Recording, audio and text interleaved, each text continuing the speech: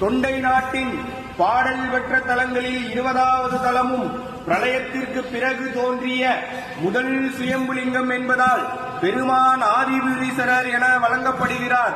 பிரளய நீரை ஒற்றி எடுத்ததாலும் வாசுகி பாம்பை தன்னுள் அடக்கி கொண்டதாலும் ஒற்றிக்கொண்டதால் ஒற்றீசர் உற்றிடம் கொண்ட பெருமான் படம்பக்க நாதேஸ்வரர் எனவும் தலத்திற்கும் இவ்வூருக்கும் ஒற்றியூர் என பெயர் வந்தது.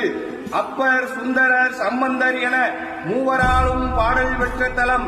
சுந்தரர் சங்கிலி நாச்சியாரை திருமணம் செய்து கொண்ட சிறப்பை உடைய தலம். கலியநாயனார் அவதரித்த தலம். பேய்கரும்பு இனித்து பட்டினத்தடிகள் முக்தி பெற்ற புண்ணிய பூமி.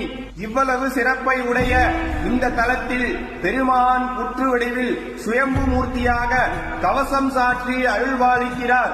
வருடத்திற்கு 3 நாட்கள் மட்டுமே கவசம் திறந்து பெருமானுடைய நிஜரூப தரிசனம் நம்மால் காண முடியும்.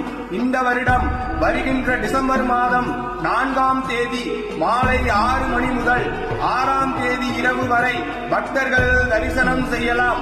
அன்று மாலை 7 மணிக்கு ஒற்றியூர் அரசன் மாணிக்க தியாகராஜ சுவாமி திருவீதி உலா நடைபெறும்.